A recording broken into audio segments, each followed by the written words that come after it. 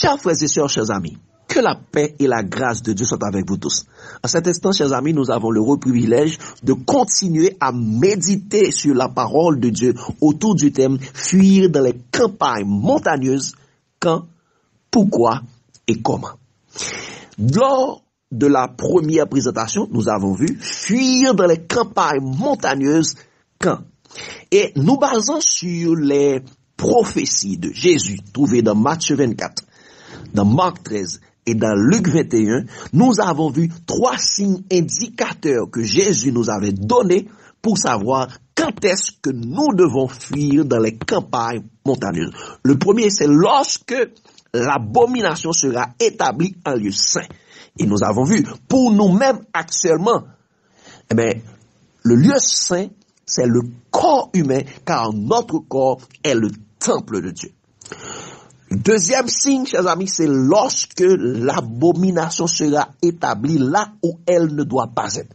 Et là où elle ne doit pas être, c'est là où 2 ou 3 sont assemblés au nom de Jésus. Et là où 2 ou 3 sont assemblés au nom de Jésus, c'est la loi de Dieu qui doit diriger. Mais lorsque les hommes ferment leurs oreilles pour ne pas écouter la loi, là où 2 ou 3 où ils sont assemblés, leurs prières deviennent une abomination. Et le troisième signe, chers amis, c'est lorsque les villes seront investies par des armées, selon Luc 21, versets 20 à 22. Et la deuxième présentation, chers amis, et que nous avons vu la semaine dernière, c'était fuir dans les campagnes montagneuses. Pourquoi? Et à travers cette présentation, nous avons vu 4 signes, 4 étapes, 4 éléments pourquoi que nous devons quitter les villes et fuir dans les campagnes montagneuses. Le premier, c'est pour chercher sécurité et pour chercher la sécurité et du secours en Dieu. Deuxième, c'est pour éviter la contamination ou la corruption de l'abomination. Le troisième, c'est pour aller prêcher le long des haies. Et la quatrième raison, c'est pour échapper à la grande détresse ou la grande tribulation qui va s'abattre sur les nations abominables. Et aujourd'hui, chers amis, avant de faire un résumé général, aujourd'hui nous allons voir fuir dans les campagnes montagneuses comment. Mais avant d'aller plus loin, chers amis, prions ensemble. Éternel notre Seigneur, notre Dieu, que ton nom est magnifique sur toute la terre. Merci pour ton inspiration. Merci pour ta bonté, merci pour ta grâce. En cet instant, Seigneur Dieu, nous allons encore méditer sur ta parole. Que la sagesse d'en haut nous imprègne et que, Seigneur Dieu, nous puissions parler de la part de toi et que ton peuple soit édifié à salut. Et comme ça, Seigneur Dieu, nous puissions apprendre, comprendre, appliquer et partager ta parole au nom de Jésus. Amen. Fuir dans les campagnes montagneuses, comment? Chers amis, après avoir fini de voir l'accomplissement des 3 signes prophétiques de Jésus, le temps de fuir dans les campagnes montagneuses, c'est maintenant ou jamais.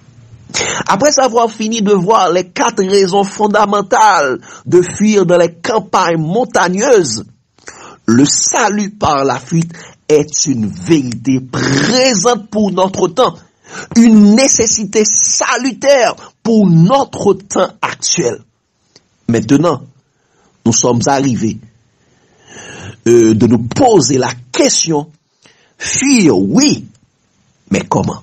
D'où la raison d'être de cette 3e présentation, fuir dans les campagnes montagneuses, comment?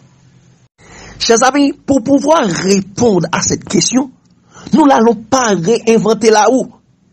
Car la Bible nous dit il n'y a rien de nouveau sous le soleil selon Ecclésiaste 1er verset 9. C'est pourquoi nous allons ensemble regarder l'histoire biblique de ceux qui s'étaient enfuis pour savoir comment ils avaient fait. Et car, dans Romains 15, le verset 4, il est dit, or, tout ce qui a été écrit d'avance l'a été pour notre instruction, afin que par la patience et par la consolation que donnent les Écritures, nous possédions l'espérance. Ce qui a été écrit dans la parole de Dieu est pour notre instruction, pour que nous puissions agir selon la justice de Dieu. Et particulièrement, les histoires bibliques sont comme des prophéties typologiques pour nous qui sommes parvenus à la fin des temps, comme il est écrit dans 1 Corinthiens 10, le verset 11. Ces choses leur sont arrivées pour servir d'exemple, et elles ont été écrites pour notre instruction à nous qui sommes parvenus à la fin des siècles. Donc, chers amis, ces histoires devraient nous intéresser. Il y a des histoires typologiques qui peuvent nous enseigner comment nous devons fuir dans les campagnes montagneuses. Et chers amis, nous allons voir ensemble 3 histoires pour savoir comment fuir dans les campagnes montagneuses.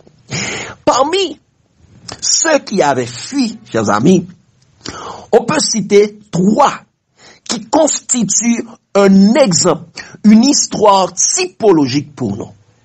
Et ces 3, chers amis, c'est Noé. Noé au temps des antédiluviens.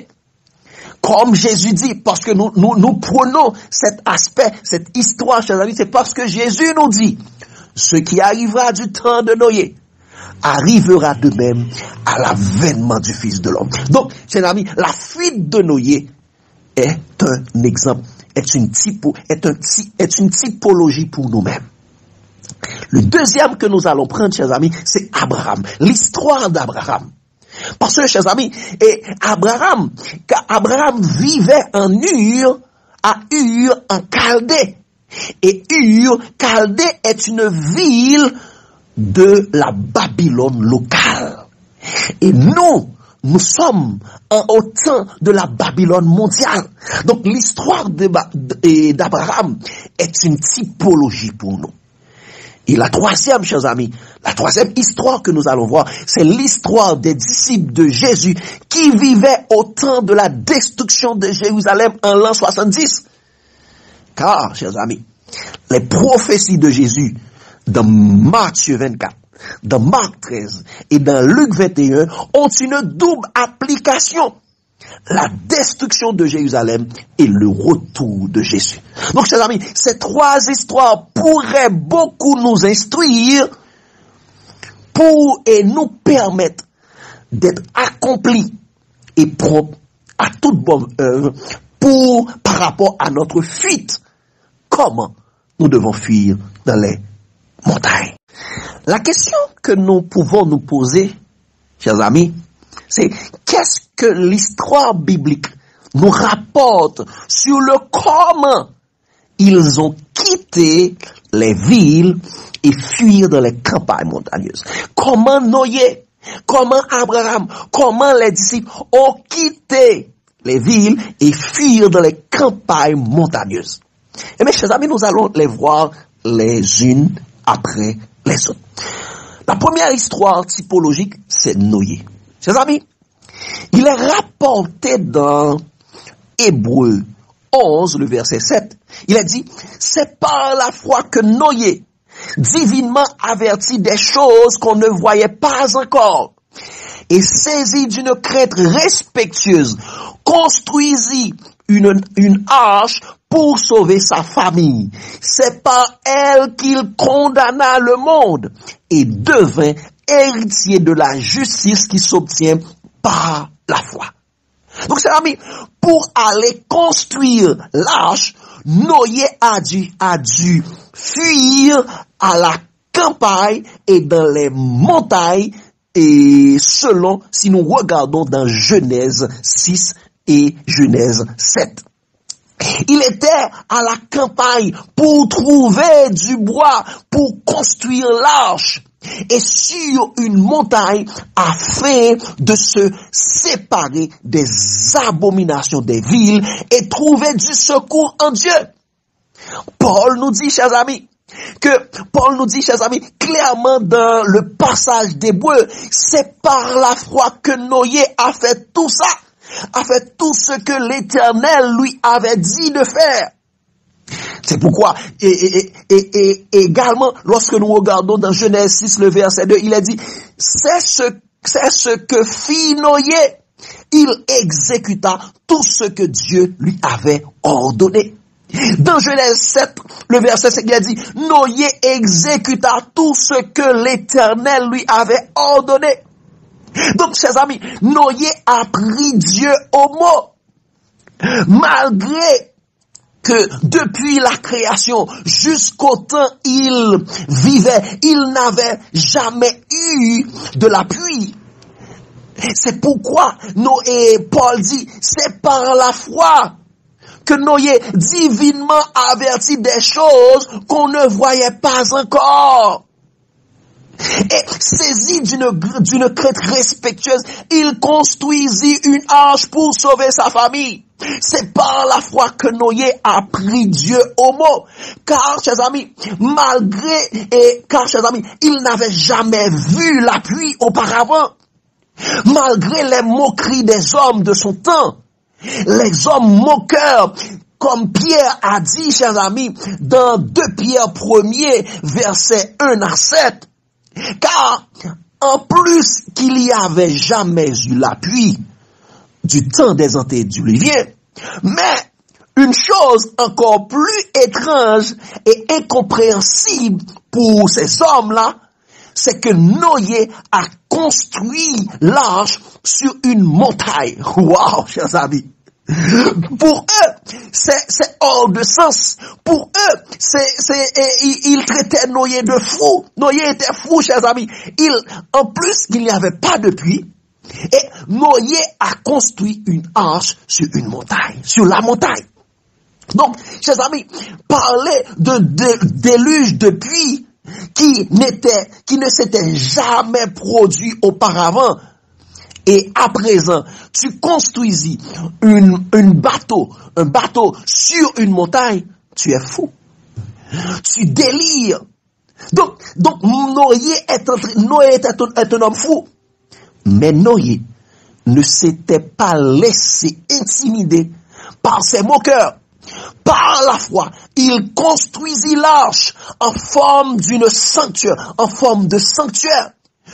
Une porte, 3 compartiments et une fenêtre en haut vers le ciel. Donc, chers amis, Noé a construit son sanctuaire. Il prêchait et pendant qu'il construisit son sanctuaire à 3 étapes, chers amis, nous savons que le sanctuaire a 3 compartiments, une porte d'entrée, il y a le parvis, il y a le lieu saint et le lieu très saint. Exactement dans l'arche, il y avait 3 compartiments. Il y avait une porte, un premier étape là où les animaux étaient, un premier étage là et on mettait les aliments et un 3e étage là où vivait Noé. 3 compartiments comme le sanctuaire. Donc, chers amis, et en plus de la construction, Noé prêchait pendant 120 ans. Pendant 120 ans, chers amis. Donc, Noé prêchait la crainte de Dieu, qui est la haine du mal. Comme il est dit, chers amis, dans Proverbe 8, le verset 13, il dit, la crainte de l'Éternel, c'est la haine du mal, l'arrogance et l'orgueil, la voix du mal et la bouche perverse, voilà ce que je hais. Donc, la crainte de l'Éternel, c'est la haine du mal. Noé prêchait ça pendant 120 ans. Pour que les hommes puissent se détourner du mal. Et la deuxième chose que Noé prêchait, Noé donnait gloire à Dieu en parole et en action. En parole et en action, en démontrant l'amour de Dieu pour le salut des antédiluviens. L'amour dont Dieu est, et chers amis, nous devons comprendre que l'amour dont Dieu est, c'est l'accomplissement de la loi. Comme il est dit dans 1 Jean 4, le verset 8, on nous dit que Dieu est amour. Et dans Romains 13, le verset 10, il est dit, l'amour ne fait point de mal à son prochain. L'amour est donc l'accomplissement de la loi. L'amour ne fait point de mal à son prochain. L'amour, Dieu ne fait point de mal aux antédiluviens. L'amour, c'est l'accomplissement de la loi. Donc l'amour de Dieu, c'est pour sauver l'humanité. Donc, en action, il construisit l'arche selon les commandements de Dieu. En parole, il prêchait l'évangile éternel, l'évangile qui est la puissance de Dieu pour le salut de quiconque croit. Pour le salut de quiconque croit, chers amis. Pendant 120 ans, selon Genèse 6, verset 1 à 3, et 2 Pierre 2, verset 4 à 5. Donc, chers amis, selon Noé, comment devons-nous fuir dans les campagnes montagneuses? C'est par la foi. C'est par la foi, chers amis, en construisant notre sanctuaire corporel et familial sur la montagne. Apocalypse 3, verset 20, je me tiens à la porte et je frappe. Si quelqu'un entend ma voix et ouvre la porte, j'entrerai chez lui, je souperai avec lui et lui avec moi. Là où Dieu habite, c'est là le sanctuaire. Un deuxième aspect, chers amis, en plus par la foi, c'est en prêchant la parole de Dieu, en prêchant en parole et en action. Avoir la crainte de Dieu, qui est la reine du mal, selon Proverbe 8, le verset 13, en prêchant l'évangile éternel, qui est l'expression de l'amour de Dieu pour le salut de l'humanité, et en accomplissement de la loi. Donc, car Dieu a tant aimé le monde, il a donné son Fils unique. Dieu prouve son amour envers nous. Lorsque nous étions encore pécheurs, Christ est mort pour nous. Voici l'évangile éternel. Mais également, tout selon Noé, nous ne devons pas nous soucier des moqueries, des moqueurs qui nous traiteront, chers amis, de fous, de complotistes, de terroristes, d'agitateurs prophétiques, d'hérétiques, de dissidents. Ils nous diront qu'on devrait nous mettre, chers amis, dans des centres psychiatriques. Et c'est ce que nous sommes en train de voir là, comme a dit Pierre, chers amis. Comme a dit Pierre, regardez ce que Pierre avait dit, chers amis, dans 2 Pierre 3, verset 1 à 7, il dit, voici déjà, bien-aimés, la seconde lettre que je vous écris. Et dans l'une et dans l'autre, je cherche à éveiller par des avertissements votre saine intelligence, pas l'intelligence artificielle, mais votre saine intelligence. Il dit, afin que vous souveniez des choses annoncées d'avance par les saints prophètes et dans les commandements du Seigneur et du Seigneur et Sauveur, enseignés par des apôtres, et sachant avant tout que dans les derniers jours, regardez, dans les derniers jours, il viendra des moqueurs avec leur raillerie, marchant selon leur propre convoitise, des hommes moqueurs. Et ces hommes moqueurs seront dans les églises, dans les assemblées. Il dit, disant, où est la promesse de son avènement? Car depuis que nos pères sont morts, tout demeure comme dès le commencement de la création. Ils veulent ignorer en effet que des cieux existaient autrefois par la parole de Dieu. De même qu'une terre tirée de l'eau est formée au moyen de l'eau et que par ces choses, le monde d'alors périt, submergé dans l'eau. Donc, quand est-ce que le monde était submergé dans l'eut? C'est le temps de Noé, chers amis. Il dit, tandis que par la même parole, les cieux et la terre, qu'à présent sont gardés et réservés pour le feu, pour le jour du jugement et de la ruine des hommes impies. Donc, chers amis, nous aurons à faire face à des hommes moqueurs, des religieux ayant l'apparence de piété, amis de l'argent, aimant le plaisir plus que Dieu. Des hommes seront et sont actuellement indifférents aux avertissements de Dieu. aux avertissements de Dieu. Ils sont indifférents aux 4 messages de Dieu. Les 3 messages d'Apocalypse 14, versets 6 à 13, et le dernier message de l'Apocalypse 18. Donc c'est pourquoi Jésus nous dit, chers amis, ce qui arrivera du trône de Noé arrivera de même arrivera de même à l'avènement du Fils de l'homme. Car dans les jours qui précédaient le déluge, les hommes mangeaient et buvaient, se mariaient et mariaient leurs enfants jusqu'au jour de Noé. Jusqu'au jour que Noé entra dans l'arche, il ne se doutait de rien, jusqu'à ce que le déluge vint et les emporta tous. Il en sera de même à l'avènement du Fils de l'homme. Donc, chers amis, nous aurons à faire face aux moqueurs. Nous aurons à faire face aux moqueurs, chers amis. Ces hommes faisaient tout ça. Ces hommes étaient devenus indifférents au message de Dieu, car, chers amis, ils étaient devenus amis de l'argent. Amis de l'argent, l'argent qui est Mammon, chers amis, le Dieu de ce siècle. Ils étaient devenus fanfarons, méprisants, contredisants, amis et aimant le plaisir plus que Dieu. C'est pourquoi il est écrit dans la parole de Dieu, chers amis, heureux l'homme qui ne marche pas selon le conseil des méchants, qui ne s'arrête pas sur la voie des pécheurs, qui ne s'assied pas en compagnie des moqueurs. Nous aurons à faire face aux moqueurs. Mais regardez ce qu'il a dit, mais qui trouve son plaisir dans la loi de l'Éternel et qui la médite jour et nuit. Comme Noé avait accompli effectivement tout ce que Dieu les avait dit, tout ce que Dieu lui avait dit, nous devons faire autant. Car il a dit au verset 4, il n'en est pas ainsi des méchants.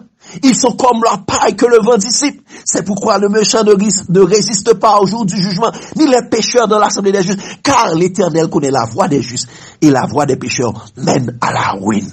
Donc, chers amis, comme Noé, chers amis, nous devons fuir dans les campagnes montagneuses par la foi.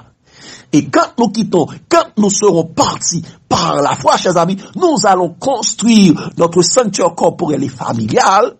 Nous allons prêcher la parole de Dieu en parole et en action, sans nous soucier des moqueurs.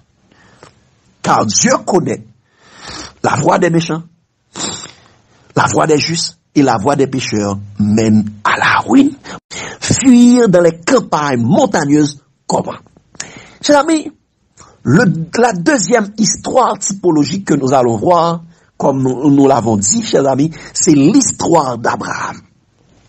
Selon Abraham, comment Abraham avait quitté Babylone, chers amis?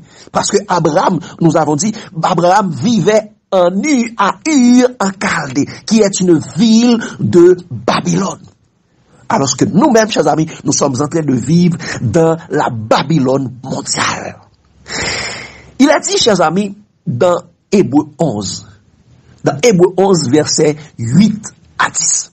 Il a dit, c'est par la foi qu'Abraham, lors de sa vocation, obéit et partit pour un lieu qu'il devait recevoir en héritage, et qu'il partit sans savoir où il allait. Il faut noter, sans savoir où il allait.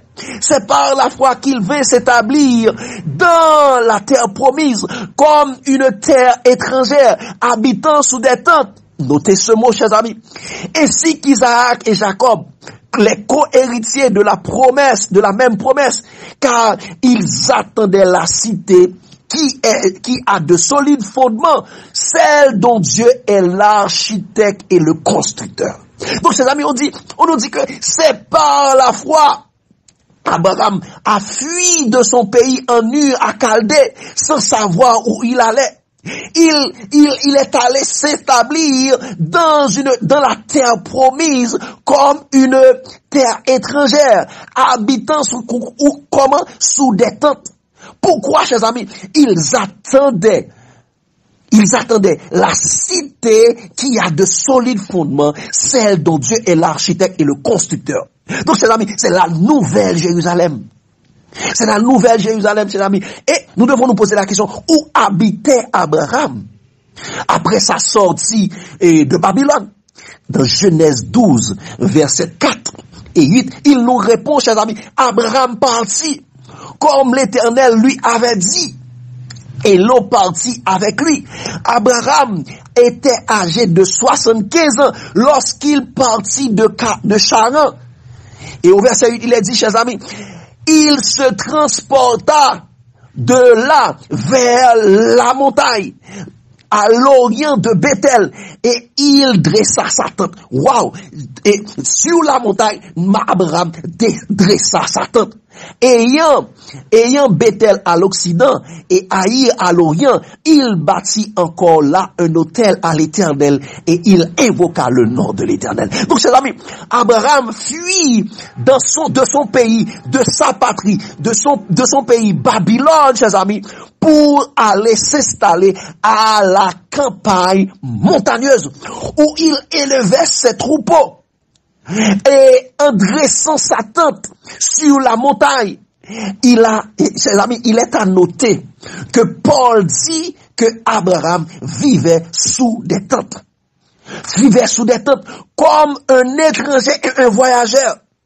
Donc, dans la demeure d'Abraham, donc, chers amis, la demeure d'Abraham était une maison mobile, comme la tente d'assignation du sanctuaire terrestre dans le désert, chers amis. La demeure d'Abraham était comme un sanctuaire. Donc, chers amis, la tente d'habitation d'Abraham et sa famille était le sanctuaire de Dieu. Il faisait tout ça comment? La Bible nous dit, chers amis, c'est par la foi. C'est par la foi. Selon l'histoire typologique d'Abraham, chers amis, comment devons-nous fuir dans les campagnes montagneuses? C'est par la foi. Et c'est par la foi en 4 étapes. Nous allons voir, c'est par la foi en sortant de Babylone, de sa patrie et même de sa famille élargie. Donc, nous devons partir de notre pays, de notre patrie, également, chers amis, de notre famille élargie. Deuxième étape, chers amis, il n'est pas nécessaire de savoir justement où on va. Parce que très souvent, on fait des prévisions. Ah, il faut aller ici, on va construire ça, on va faire ça, on va faire ça. Mais c'est par la foi, chers amis. Il n'est pas nécessaire de savoir où on allait. Mais nous devons nous laisser seulement guider par Dieu, conduit par Dieu, parce que Abraham ne savait pas où il allait. Donc, il se laissait conduire par Dieu. La troisième étape, c'est en vivant comme des étrangers et des voyageurs sous des tentes, comme le sanctuaire terrestre dans le désert. Donc, notre maison doit être des tentes, chers amis. Et la quatrième étape, chers amis, c'est en ayant l'espérance vivante de la sainte cité, la nouvelle Jérusalem, la ville à qui a de solides fondements, dont Dieu est l'architecte et le constructeur. Donc, chers amis, voici comment, selon Abraham, que nous devons partir, que nous devons fuir dans les campagnes montagneuses, chers amis. En sortant de Babylone, de sa patrie, de sa famille élargie. Il n'est pas nécessaire de savoir où on va justement, mais c'est en se laissant guider par Dieu, conduit par le Saint-Esprit. Troisième étape, c'est en vivant comme des étrangers et voyageurs sur la terre, car nous sommes seulement des ambassadeurs pour Dieu sur la terre, selon 2 Corinthiens 5, le verset 20. Fuir dans les campagnes montagneuses, comment? Chers amis, la troisième histoire que nous allons voir, chers amis, c'est l'histoire des disciples de Jésus, vivant au temps de la destruction de Jérusalem. Donc, chers amis, parlant des héros de la foi, malgré que Paul est mort avant la destruction de Jérusalem en l'an 70, sous l'inspiration du Saint-Esprit, il a écrit à la fin de Hébreux 11 la situation que confrontait ou que confrontera les disciples de Jésus avant, pendant et après la destruction de Jérusalem. Il est écrit dans Hébreux 11, le verset 35 à 39. Regardez, chers amis. Il dit, des femmes recouvraient leur mort par la résurrection. D'autres furent livrés au tourment et n'acceptaient point la délivrance afin d'obtenir une meilleure résurrection. D'autres subirent les moqueries. Nous savons, chers amis, les moqueries et le fouet, les chaînes et la prison. Ils furent lapidés, sciés, torturés, ils moururent tués par l'épée. Regardez cette partie, chers amis. Il allait ça et là, vêtu de peau de brebis et de peau de chèvre, dénué de tout, persécuté, maltraité. Eux dont le monde n'était pas digne, errant dans les déserts et les montagnes, dans les cavernes et dans les antres de la terre. Et dans les antres de la terre, chers amis, tout cela, à la foi desquels il a été rendu témoignage, n'ont pas vu, n'ont pas obtenu ce qui leur était promis. Donc, chers amis, Paul nous dit, ils allaient ça et là, vêtus de peau de brebis, vêtus de peau de brebis, errant dans les déserts et dans les montagnes, dans les cavernes et dans les antres de la terre. Chers amis, nous devons comprendre que les disciples de Jésus, si nous regardons l'histoire des disciples de Jésus et la destruction de Jérusalem, par la foi, chers amis, aucun des disciples de Jésus n'a péri dans la destruction de Jérusalem en l'an 70. Ils étaient des hommes prudents qui ont bâti leur vie sur le rocher des siècles, Jésus-Christ. La pluie des mauvais esprits ont tombé. Les torrents de l'armée romaine mondiale, dans ce temps, c'est local, sont descendus contre eux, sont descendus contre leur maison. Les vents représentant les démons ont soufflé. Aucun n'est tombé car ils s'étaient confiés en Jésus-Christ. Pourquoi, chers amis? Eh bien, parce qu'ils étaient attentifs aux avertissements de Jésus-Christ. Ils étaient attentifs. Ils ont regardé les signes. Parce que Jésus leur avait donné 3 signes indicateurs. Dans Matthieu 24, le verset 15, il dit, c'est pourquoi, lorsque vous verrez l'abomination de la désolation dont a parlé le prophète Daniel, établi en lieu saint, que celui qui lit fasse attention. Donc, c'est amis, suivant ce signe, ils ont vu les dirigeants religieux et le peuple juif détruire le véritable temple de Dieu, Jésus-Christ.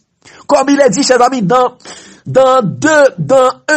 Jean 2, verset 19 à 21.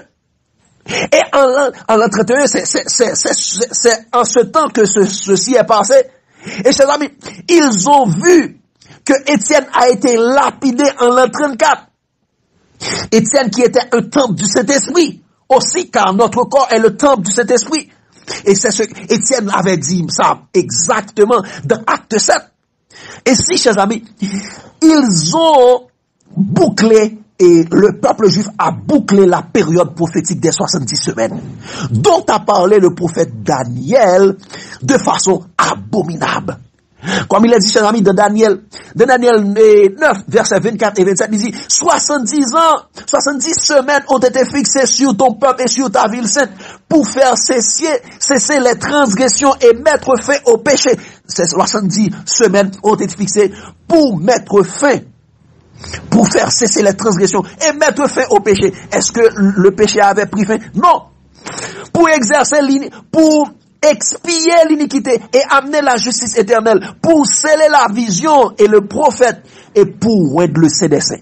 Mais malgré tout cela, chers amis, regardez ce que Daniel avait prédit au verset 27, il dit ça, il fera une solide alliance avec plusieurs pendant une semaine. Donc Jésus, pendant une semaine, la dernière semaine, la 70e semaine, il fera une solide alliance avec plusieurs. Et durant la moitié de la semaine, soit en l'an 31 et 3 ans et demi, après son ministère de 3 ans et demi, il fera cesser le sacrifice et l'offrande. Donc dès que Jésus est mort, chers amis, on nous dit que Jésus a dit tout est accompli et la voile du temple est déchirée d'en haut vers le bas. D'en haut vers le bas. Donc, les sacrifices qui se faisaient dans le temple, au temps de Jésus, a pris fin avec la mort de Jésus. Et regardez ce qu'il a dit. Le dévastateur commettra des choses les plus abominables. La persécution, les tueries. Ils ont tué Jésus, ils ont persécuté les disciples, et ainsi de suite. Jusqu'à ce que la ruine et ce qui a été résolu fonde sur le dévastateur. Il commettra des choses abominables, chers amis.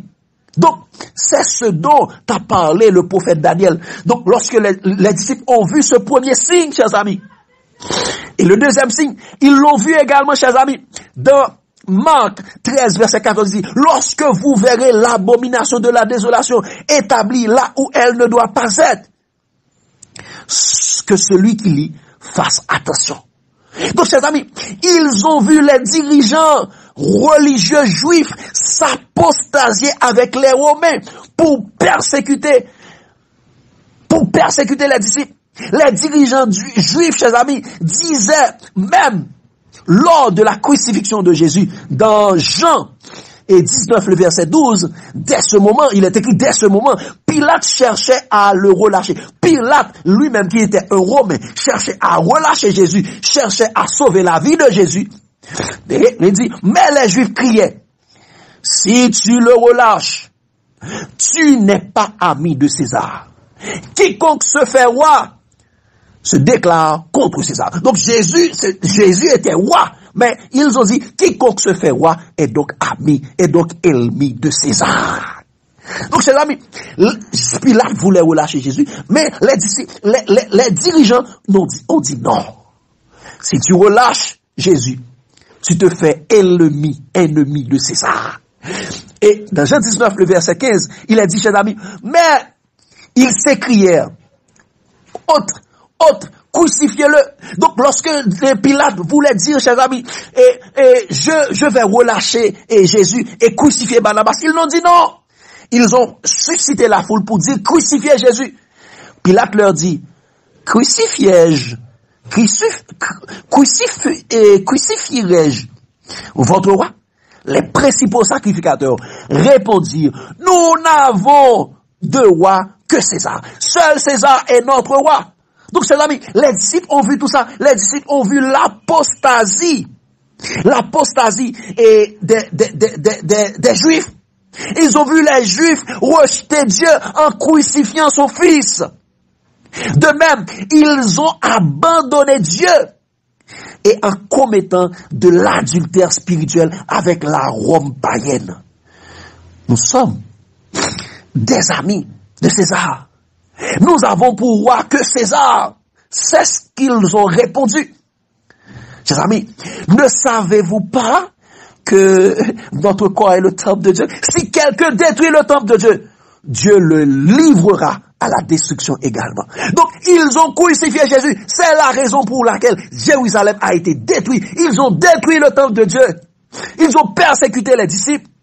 Chers amis, le troisième signe que les disciples avaient vu, chers amis, le troisième signe que les disciples ont vu, chers amis, c'est dans Luc 21, le verset 20. Il a dit, lorsque vous verrez l'abomination, lorsque vous verrez Jérusalem investi par des armées, sachez alors que sa désolation est proche. Les disciples ont vu les étendards des Romains représentés par l'aigle abominable du Dieu romain, dressé, chers amis, dans l'enceinte sacrée devant la muraille de Jérusalem. Donc, chers amis, ils ont vu ça, ils ont vu l'armée romaine encercler Jérusalem, et comme Jésus l'avait dit, et comme il était prophétisé, chers amis, dans la prophétie de Moïse, dans Deutéronome 28, verset 49 à 50, il a dit, l'Éternel fera partir de loin, des extrémités de la terre, une nation qui fondra sur toi de vol d'aigle. Et il y avait des précisions, chers amis, de vol d'aigle avec rapidité, mais leur étendard était également l'aigle. Une nation d'au-dessus et n'entraînera point la langue. Une nation au visage farouche.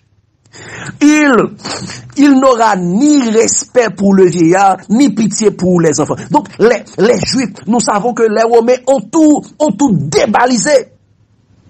Et Jérémie avait dit la même chose, chers amis, dans Jérémie 4, verset 1, 6 et verset 12 à 13, il dit, Israël, si tu reviens, c'est l'appel de Dieu. Il dit, Israël, si tu reviens à moi, dit l'Éternel, si tu ôtes tes abominations et de devant moi, tu ne seras plus errant. Donc, Dieu avait prévenu Israël, si tu retires devant moi tes abominations, tu seras plus errante.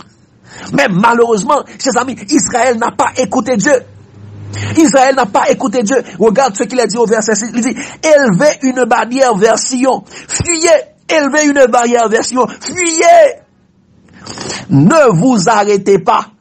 Car si je fais venir du septentrion le malheur et un grand désastre. Verset 13, chers amis, regardez. Verset 13-14, il a dit, voici le destructeur s'avance comme des nuées. Ses chars sont comme des tourbillons. Ses chevaux sont plus légers que les aigles. Ses chevaux sont plus légers que les aigles. Que les aigles, chers amis. Ça a de rapport, chers amis. Il dit, malheur à nous, car nous sommes détruits. Purifie ton cœur du mal, Jérusalem, afin que tu sois sauvé. Jusqu'à quand garderas-tu dans ton cœur les pensées iniques? Donc, chers amis, Israël avait des pensées iniques. C'est pourquoi ils étaient envahis. Ils ont rejeté Dieu, chers amis. Donc, et ils ont rejeté Dieu par l'apostasie. Eh bien, chers amis, ils ont abandonné Dieu. Ils étaient livrés à Satan. Et dès que les disciples ont vu ces trois signes, ces trois abominations, la destruction du véritable temple de Dieu, Jésus-Christ et les fidèles témoins, l'apostasie d'Israël avec les Romains en rejetant Dieu et en crucifiant Jésus, la plantation de legs abominable des Romains suivie du bouclage de Jérusalem, ils ont dit la boucle est bouclée. Et je pense que, chers amis, dès à présent, ils ont commencé, les disciples ont commencé à prier Dieu, non pas pour qu'il délivre Jérusalem, ils ont commencé à prier, chers amis, pour que Dieu puisse frayer un chemin et avant la mer de la désolation, afin qu'ils puissent prendre la fuite comme Jésus leur avait recommandé. Et Dieu, dans sa miséricorde, a répondu à leur prière fervente, car la prière fervente du juste a une grande efficacité. Quand nous prions selon la volonté de Dieu, Dieu nous écoute. Car nous avons auprès de lui cette assurance. Si nous lui demandons quelque chose selon sa volonté, il nous écoute. La banoule, chers amis. Donc, à la fin, et c'est ce que rapporte, nous devons savoir, ce que rapporte, soit dans la tragédie des siècles, soit, avec Flavius Joseph, il a dit, à la fin des années 68, Jérusalem est encerclée lorsque le ciel lui accorde, regardez, c'est ce que Flavius Joseph a rapporté, lorsque le ciel lui accorde un dernier répit, le suicide de Néron. Néron s'est suicidé, et sans que personne ne comprenne, Néron s'est suicidé. Fait que, et l'un après l'autre, et Galba, et Othon, et Vitellius, puis Vespasien se proclamait et César. Il dit, pendant cette période, nous devons comprendre, pendant cette période de troubles politiques à Rome, l'armée romaine se retirait et retournait à Rome. Et voyant que l'armée se retirait, les Juifs sortant hors des murs de Jérusalem se précipitaient à sa poursuite. Ce qui donna aux chrétiens l'occasion de quitter la ville. Donc, la campagne également était à ce moment-là débarrassée des ennemis qui auraient pu leur barrer la route, tandis que les Juifs se trouvaient enfermés dans la ville à l'occasion de la fête des tabernacles. Eh bien, les chrétiens purent donc s'enfuir sans être molestés. Ils se réfugièrent en Pérée, au-delà du Jourdain, dans la ville de Péla, selon Tragédie des siècles, et chapitre 31, paragraphe 2. Et selon également, chers amis, et lorsque les disciples ont pu la fuite en l'an 68, et les Romains ont parti en 68. Et chers amis, à la fin de l'année 69, les Juifs, les Romains ont retourné. Et c'est ce que Flavius Joseph nous rapporte dans son historien contemporain de la destruction de Jérusalem en l'an 70, et dans son livre les trois destins de Jérusalem au 1er siècle, page 14, et selon la tragédie des siècles. Donc, chers amis, Paul nous dit, nous devons comprendre, Paul nous dit, chers amis, dans Hébreu, et comme nous l'avons lu, dans Hébreu 37, dans Hébreu 11, verset 37 à 38, ils allaient ça et là vêtus de peau de brebis, de peau de chèvre, persécutés, maltraités, eux dont le monde n'était pas digne, errant dans les déserts et les montagnes, dans les cavernes et dans les antres de la terre, chers amis, dans les antres de la terre, selon les disciples de Jésus. Selon les disciples de Jésus, comment devons-nous fuir dans les campagnes montagneuses, chers amis? C'est par la foi. Par la foi, mais en 5 étapes. Par la foi, en 5 étapes. En priant Dieu pour ouvrir la route. Deuxième étape, chers amis, pour partir sans hésiter.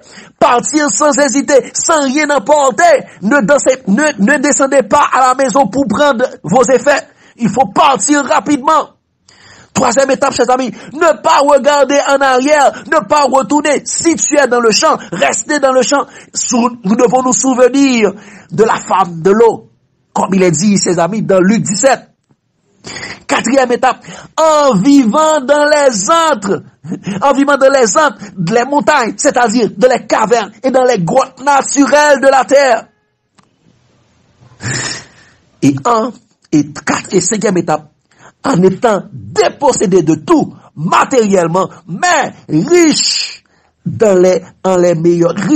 avec les meilleurs dons du ciel, c'est-à-dire Jésus-Christ et le Saint-Esprit. Donc, oui, chers amis, et nous devons comprendre que le forum économique mondial, par le Forum économique mondial, l'Antichrist François s'accaparera de toutes les richesses de la terre. Même les âmes des hommes qui reçoivent l'abomination de la désolation, l'abomination vaccinale de l'identité numérique, il aura l'âme de ces personnes.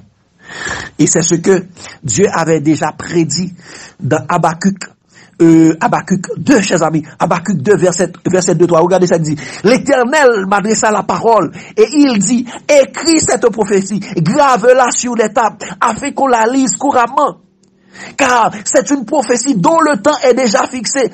Elle mange vers son thème et elle ne mentira pas. Si elle tarde, attends-la, car elle s'accomplira certainement. Donc, très amis, très souvent, nous prenons cette prophétie pour une autre prophétie, pour le retour de Jésus. Mais ce sont les choses qui devraient arriver à la fin des temps.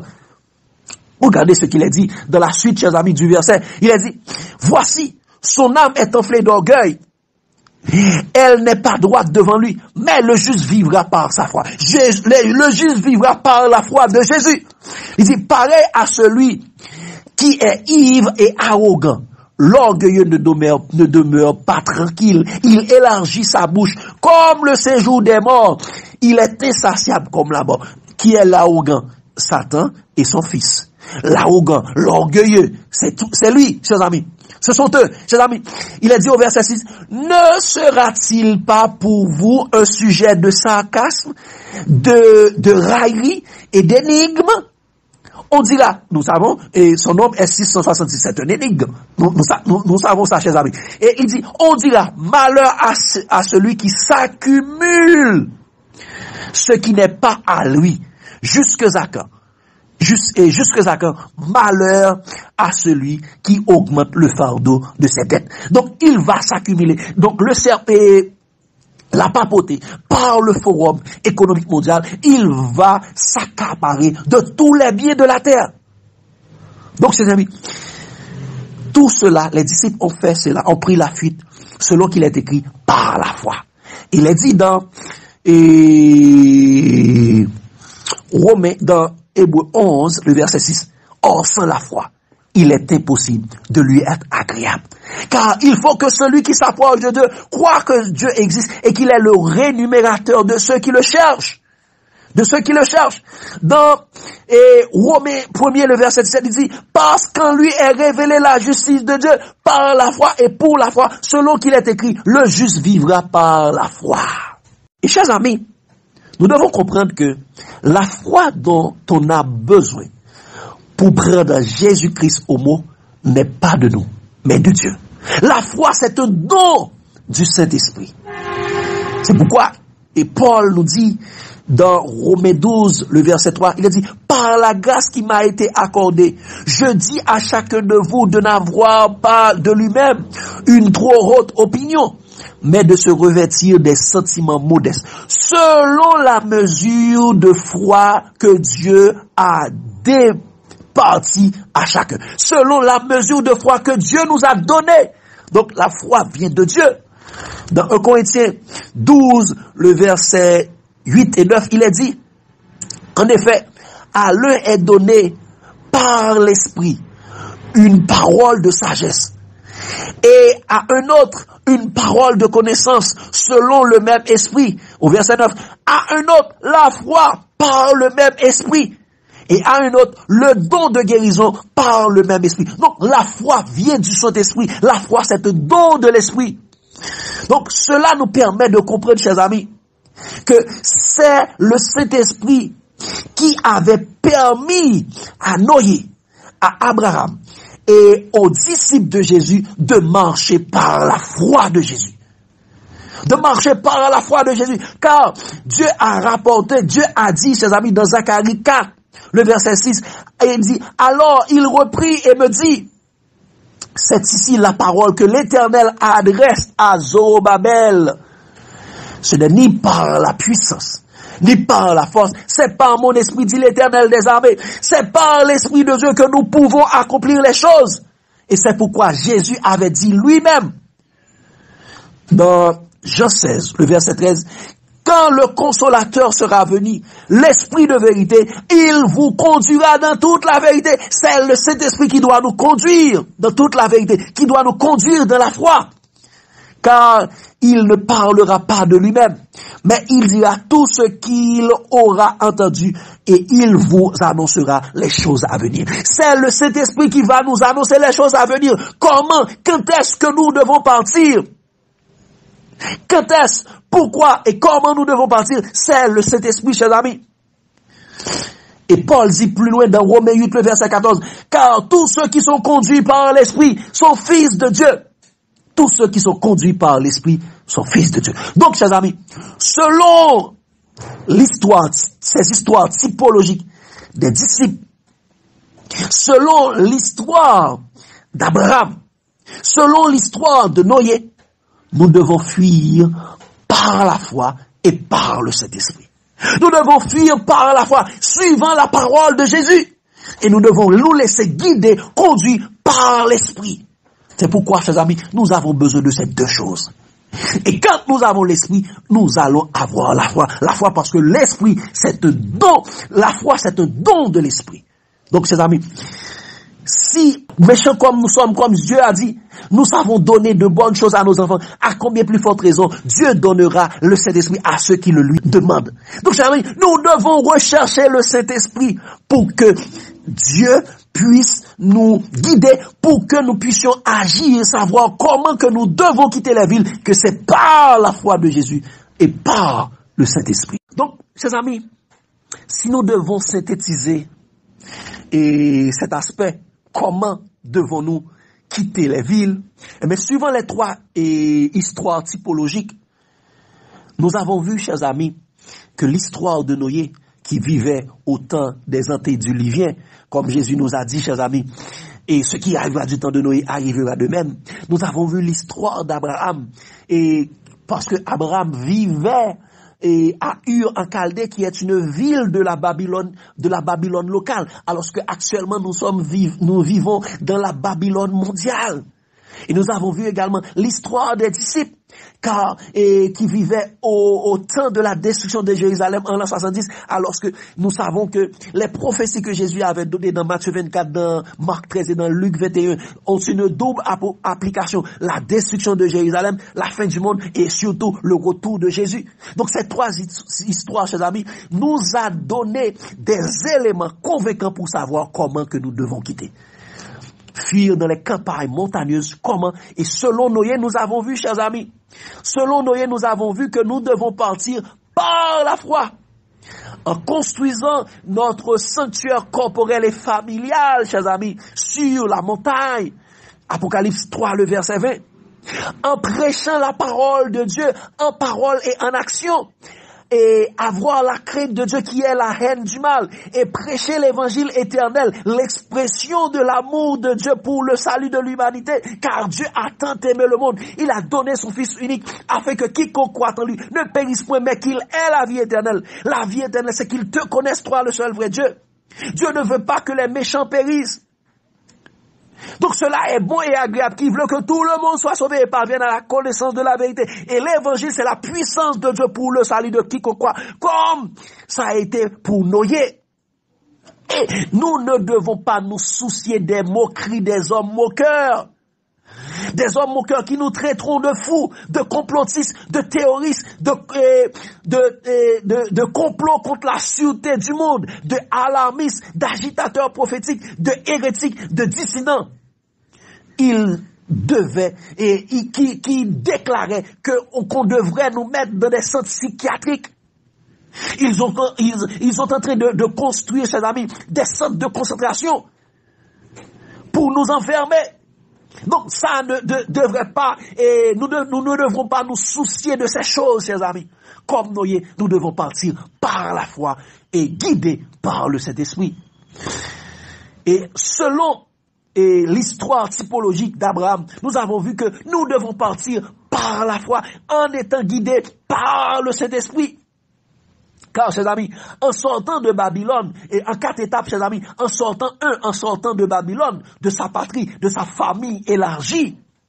Deuxième étape, et il n'est pas nécessaire de savoir justement où on allait. Nous devons nous laisser guider, conduire par Dieu, comme Abraham s'est laissé guider par Dieu. Il ne savait pas où il allait lorsqu'il devait quitter Babylone pour se rendre à Canaan. Et nous-mêmes également, nous sommes en train de quitter la Babylonie mondiale, la Babylone mondiale, pour nous rendre à la Canaan et céleste. Et Jésus nous avait dit, nous ne savons pas où nous allons.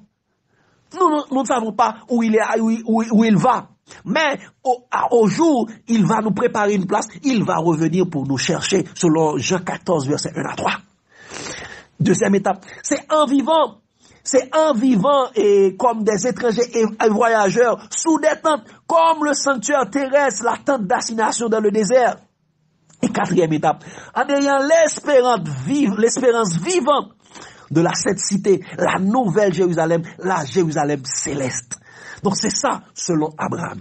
Et selon les disciples, chers amis, selon l'histoire typologique des disciples, nous devons fuir par la foi et par le Saint-Esprit. Par la foi et par le Saint-Esprit. En priant Dieu pour nous ouvrir les routes. Ne pas prier pour que Dieu résoudre les problèmes du monde, mais surtout pour que Dieu nous sauve. Pour que Dieu nous sauve, nous aurons des tribulations dans le monde. Prenez courage, car Jésus a dit, car j'ai vaincu le monde. Deuxième étape, en partir sans hésiter, sans rien emporter. Troisième étape, chers amis, ne pas regarder en arrière. De se souvenir de la femme de l'eau, lorsqu'il regardait en arrière, qu'est-ce qui lui était arrivé. Quatrième étape, en vivant dans des antres des montagnes, c'est-à-dire les cavernes et les grottes naturelles de la terre. Et cinquième étape, en étant dépossédé de tout matériellement, mais en étant riche des meilleurs dons du ciel, de Jésus-Christ et du Saint-Esprit. Chers amis, je ne sais pas, en regardant ces trois histoires, je ne sais pas si vous avez prêté attention à la progression et la suite à travers l'histoire de ces histoires typologiques. Regardez, chers amis, Noé se sauve par la fuite. Et lui et sa famille, il a fui Il fuit, chers amis, en construisant une arche de bois de 3 compartiments. Notez la construction en bois. Noé a construit l'arche en bois, tout en bois. Deuxième étape, Abraham se sauve, lui et sa famille, par la fuite. En habitant sous des tentes, il n'a pas construit de maison fixe ou solide, mais il habitait. Il construit une maison mobile en toile et en bois. Une maison mobile, comme le sanctuaire. Et Noé avait construit l'arche en 3 compartiments, une porte, 3 compartiments et une fenêtre. Noé et Abraham construit sa maison comme une tente. Et Abraham vivait sous des tentes, comme la tente d'assignation. Une maison mobile. Et troisièmement, les disciples eux-mêmes se sont sauvés par la fuite. Personnellement, ils n'ont pas construit de maison ni en bois, ni de tente en toile, mais ils se sont réfugiés, chers amis, dans les cavernes, dans les grottes naturelles. Vous voyez, chers amis, il y a une progression. Premièrement, si tu pars lors de la première abomination, lorsque l'abomination sera établie en lieu saint, dans le corps humain, tu pourras construire ta maison en bois. Deuxième étape, si tu pars lorsque l'abomination est établie, chers amis, là où elle ne doit pas être, tu pourras vivre sous des tentes, car les choses vont encore plus chères. Troisième étape, si tu pars lorsque Jérusalem est envahie par de l'armée, tu n'auras plus de maison parce que, selon le dicton, vous ne possédez rien, vous serez heureux. Donc, chers amis, il faut partir comme Job. Donc, les disciples, chers amis, cela devrait attirer notre attention, chers amis. Cela devrait attirer notre attention, car les disciples faisaient exactement ce que Jésus leur avait dit. Il est dit, chers amis, dans Matthieu 10, le verset 9 à 11, il dit, ne prenez ni or, ni argent, ni monnaie dans vos ceintures, ni sac de voyage, ni de tunique, ni souliers, ni bâton, car l'ouvrier mérite sa nourriture. Dans les villes et dans les villages que vous entriez, informez-vous et s'il s'y trouve quelques hommes dignes de vous recevoir et demeurez chez lui jusqu'à ce que vous partiez. Donc, chers amis, c'est ce que Jésus avait dit. Et regardez ce qu'il a dit au verset 23 toujours dans Matthieu 10, il a dit, quand on vous persécutera dans une ville, fuyez dans un autre. Je vous le dis en vérité, vous n'aurez pas à achever de parcourir les villes d'Israël que le Fils de l'homme sera venu. En vérité, je vous le dis, comme pour aujourd'hui, vous n'aurez pas à achever de parcourir les villes du monde, les villes de votre pays. Jésus, le Fils de l'homme, viendra. Donc, par la foi de Jésus, et par le Saint-Esprit, les disciples ont appliqué exactement ce que Jésus leur avait recommandé, sans rien ajouter ni retrancher, chers amis. Donc, c'est ainsi que nous devons agir également, chers amis. Et si nous avons vu, chers amis, comment fuir dans les campagnes montagneuses. Et si nous devons faire un résumé, chers amis, dans la première présentation, nous avons vu fuir dans les campagnes montagneuses quand. Et nous avons vu, c'est lorsque l'abomination de la désolation sera établie en lieu saint selon Matthieu 24, versets 15 à 18. Donc, nous avons vu que, chers amis, l'abomination vaccinale ARN, l'identité numérique, la question de consommation des produits OGM, des insectes contenant de la chitine qui est l'oxyde de graphème, ces éléments, chers amis, qui sont des thérapies géniques pour modifier les humains génétiquement. Donc, pour éviter l'altération de notre patrimoine corporel, pour éviter la destruction du temple de Dieu, notre corps, nous ne devons pas toucher à ces choses impures, ni les éjecter dans notre corps. Donc, lorsque nous avons fini de voir ces abominations géniques, ces abominations vaccinales, ces abominations et OGM, chers amis, nous devons fuir dans les campagnes montagneuses pour aller cultiver notre propre nourriture afin que notre corps ne soit pas modifié génétiquement. Deuxième aspect, chers amis, c'est lorsque nous verrons l'abomination de la désolation sera établie là où elle ne doit pas être, chers amis. Là où elle ne doit pas être. La crise sanitaire où le pandémie a démasqué les apparences de piété qui sont au sein du christianisme. Pendant ce pandémie, chers amis, l'apostasie des églises dénominationnelles et le gouvernement de la terre a été dévoilé au grand jour. Nous avons vu toutes les églises institutionnelles et dénominationnelles suivre la politique sanitaire des gouvernements au détriment de la parole de Dieu. L'hypocrisie spirituelle, la comédie spirituelle de nos églises institutionnelles dirigées par les pharisiens modernes a été démasquée. Comme il est écrit, comme Jésus dit dans Marc 7, verset 6 et 7, Jésus leur répondit, hypocrite, Isaïe a bien prophétisé sur vous. Ainsi qu'il est écrit, ce peuple m'honore des lèvres, mais son cœur est éloigné de moi. C'est en vain qu'il m'honore, en donnant des préceptes qui sont des commandements d'hommes. Chers amis, de nos jours, les églises sont en train de suivre, chers amis, les commandements d'hommes. Cela est une abomination, chers amis. Car si quelqu'un détourne l'oreille pour ne pas écouter la loi, pour ne pas écouter les commandements de Dieu, pour suivre les commandements des hommes au détriment de la parole de Dieu, sa prière même est une abomination. Donc l'abomination est établie. Donc les églises institutionnelles et dénominationnelles sont allées encore plus loin en disant comme l'antichrist François de se faire injecter de l'abomination vaccinale ARN. Et il dit que c'est un acte d'amour pour protéger les autres.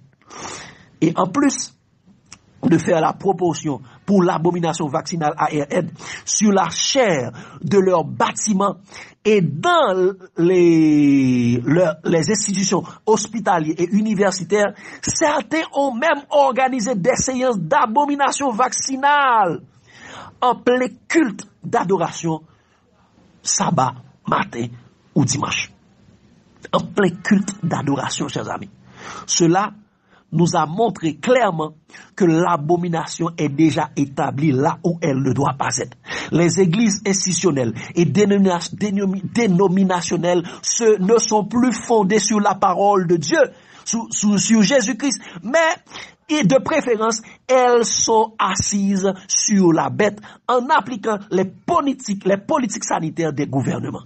Donc, chers amis, nous devons fuir, nous devons sortir du milieu d'eux et nous séparer d'eux et fuir dans les campagnes montagneuses pour aller adorer Dieu en famille, comme Josué avait dit, si vous ne trouvez pas bon de servir l'Éternel, choisissez aujourd'hui qui vous voulez servir, ou les dieux que servaient vos pères au-delà du Jourdain, ou les dieux des Amoréens dans le pays dans lequel vous habitez.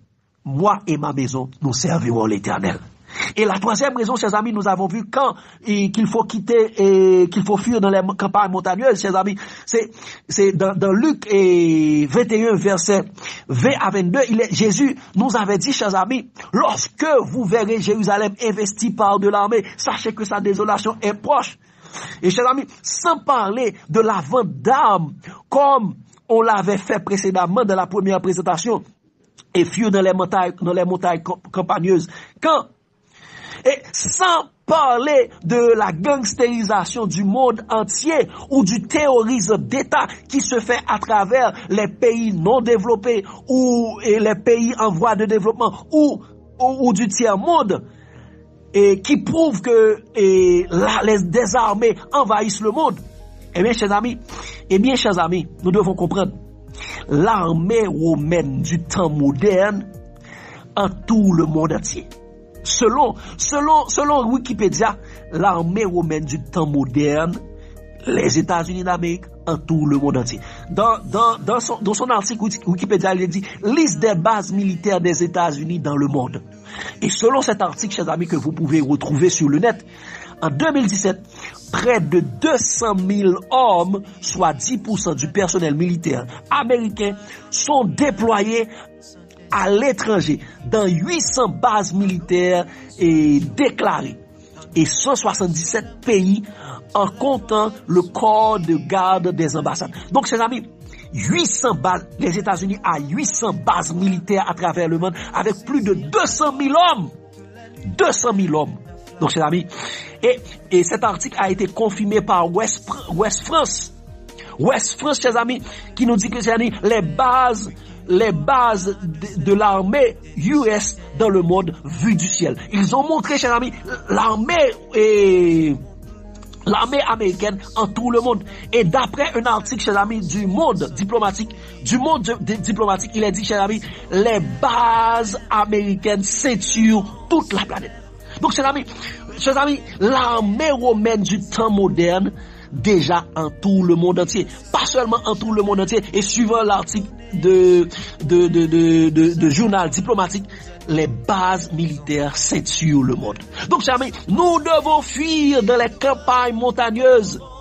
Car avec l'armée, il va y avoir de l'abomination de conscience, de l'obligation de conscience, des obligations abominables, des passes sanitaires, des passes carbone, qui sont des obligations de consommation de produits abominables, obligations d'obéissance à des gouvernements iniques, chers amis, à des gouvernements iniques, qui sont en contradiction avec la parole de Dieu.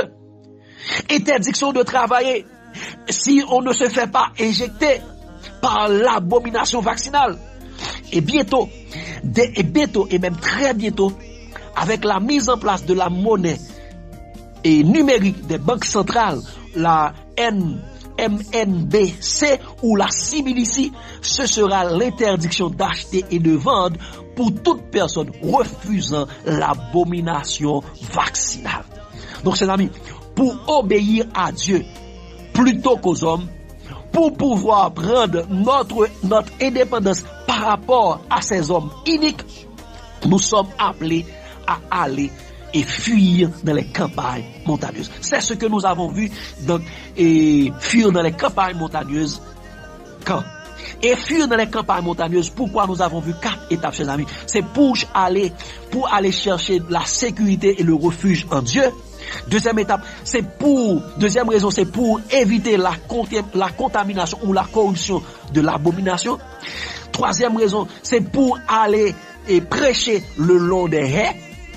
Quatrième raison, c'est pour échapper à la grande détresse ou la grande tribulation qui va s'abattre sur les nations de la terre. Et aujourd'hui, chers amis, nous avons vu fuir dans les campagnes montagneuses. Comment? Et nous avons vu, chers amis, c'est par la foi de Jésus-Christ et par le Saint-Esprit. Donc, ici, chers amis, nous achevons la série par la grâce de Dieu.